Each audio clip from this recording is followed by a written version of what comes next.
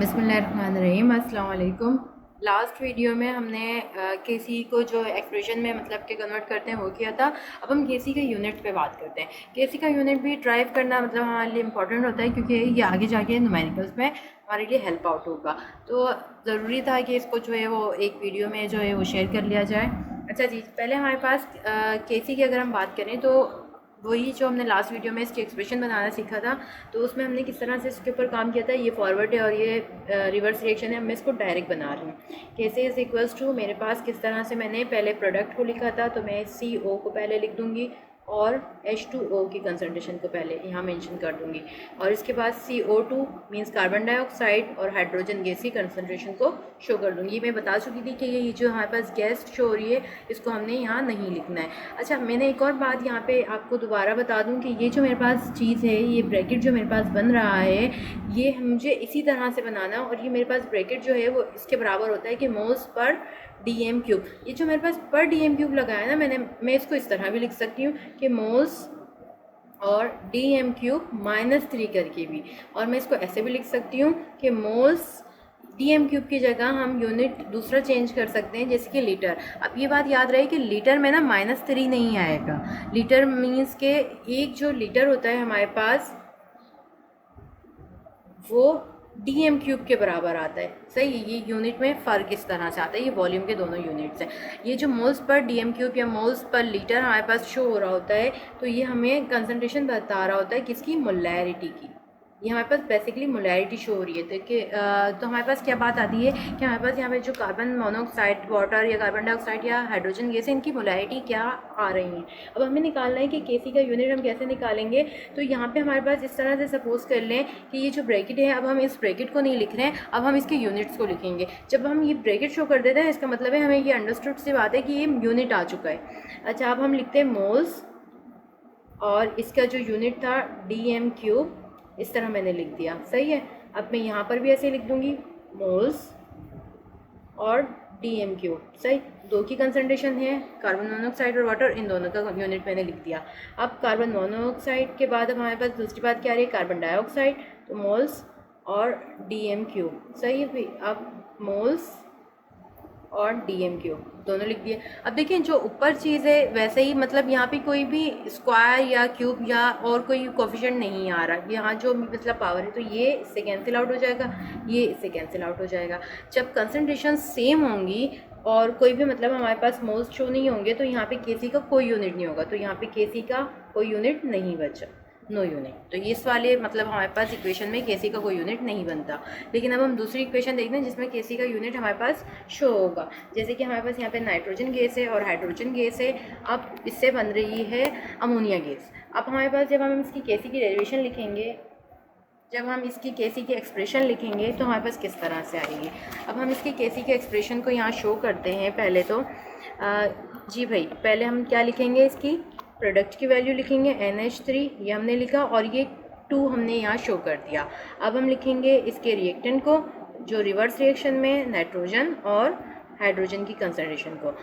ये हमारे पास क्या आ जाएगा, 3, इस तरह से। अब हमें पता है ये जो ब्रैकेट है हमारे पास किसके बराबर है, मोल्स पर DM³ के। तो अब हम यहाँ पर मोल्स पर DM, देखिए जब मैं मोल्स पर DM³ लिख रही हूँ ना, तो मैं ये वाला ब्रैकेट यूज़ कर रही हूँ, मोल्स DM³-3, और इसके ऊपर मैंने लगा दिया स्क्वायर। सही। अब मैं यहाँ पे लिख देती हूँ मोल्स DM³-3, और हाइड्रोजन की कंसनट्रेशन लिख देते हैं मोल्स DM³-3, और देखिए हाइड्रोजन की जो कंसनट्रेशन आ रही है उसके पास आ रहा है 3। अब हम क्या करेंगे, अब हम इसको ऐसे कैंसिल आउट कर देंगे कि ये जो मेरे पास ये 2 आ रहा है, वो जो कैंसिल आउट हो जाएगा इसमें से। सही। अब हमारे पास, अब हम क्या करेंगे, अब हम जो ये हमारे पास 2 आ रहा है, ये हम इस 3 से कैंसिल कर देंगे। सही। तो अब यहाँ पर क्या बच जाएगा, सिर्फ मतलब कि इसको इस तरह कर लें कि हमारे पास ये जो 2 मोल्स आ रहे हैं ना, हम इन 2 को इस हमारे पास ये जो 2 आ रहा है, हम इसको जो है वो या तो हम इसको भी कैंसिल कर सकते हैं, इसमें से 3 कर दें, इसमें से 1 कर दें, इस तरह भी। मतलब ये जो 2 है ना, ये नीचे वाली 2 वैल्यूज़ को कैंसिल आउट करेंगे। तो एक तो इससे हो गया। अब इसी तरह इसके पास एक और बचा, तो ये भी हो गया। यहाँ सिर्फ 2 बचे अब। सही। अब हम इसको कैसे लिख सकते हैं कि ऊपर जो है वो 1 बचा, ऊपर 1 बचा, और नीचे वाली जो वैल्यू है ना वहाँ पे हमारे पास 2 बच रहे हैं, मोल्स DM³ -3 और नीचे 2 बचे। अब ये जो 2 है ना इसके साथ पढ़ लिया जाएगा। जब ये इसके साथ पढ़ लिया जाएगा तो ये कैसे हो जाएगा कि 1, और हमारे पास ये हो जाएगा मोल्स स्क्वायर हो जाएगा, और DM कितना हो जाएगा -6 हो जाएगा। अब मतलब Kc का यूनिट ये आया, और हम इसको चेंज करके अब ये जो DM है ना ये फर्दर मतलब उसमें आ रहा है, तो ये माइनस में ना ये ऊपर आके किस में हो जाएगा, प्लस में हो जाएगा। तो ये हमारे पास DM +6 हो जाएगा, और मोल्स जो है ना वो हमारे पास ऊपर आके माइनस हो जाएगा, तो हम इसको ऐसे लिख देंगे -2। ये हमारे पास अब जो इस एक्सप्रेशन का Kc का यूनिट आया वो हमारे पास ये आया। ओके, यहाँ तक की वीडियो में हमारे पास Kc का यूनिट ड्राइव करना सीखा है हमने। अगर इससे रिलेट कोई भी मसला कोई भी ऐसा मसला आता है तो फिर हम जो है उसको आगे कमेंट्स में पूछ सकते हैं, और नहीं तो टाइप करने के बाद अब हम दूसरी हमारी चीज़ के ऊपर आ जाते हैं, importance of equilibrium constant.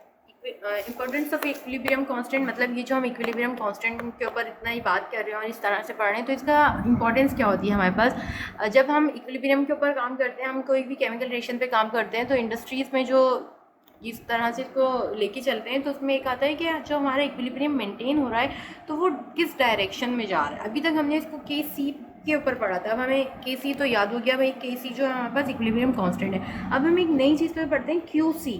QC क्या होता है? क्वेश्चन जो हमारे पास होता है रिएक्शन, उसका रिएक्शन का क्वेश्चन होता है। रिएक्शन का क्वेश्चन जो है हमारे पास उसको हम कह रहे हैं QC। ये हमारे पास रिएक्टेंट और प्रोडक्ट की कंसंट्रेशन को शो कर रहा होगा। सही भाई? अच्छा जी, अब इसका रोल क्या होता है डायरेक्शन में? अगर ये क्वेश्चन जो है वो हमारे पास Kc के बराबर होगा, मीन्स के यहाँ पर हमारे पास इक्विलिब्रियम मेंटेन है, या फिर हम ये कह लेंगे कि इक्विलिब्रियम हमारा यहाँ पे स्टेबल है। क्लियर? अगर अब हमारे पास क्वेश्चन की वैल्यू ग्रेटर देन आ रही है, अच्छा जी, अब ग्रेटर देन का साइन ऐसे बनेगा।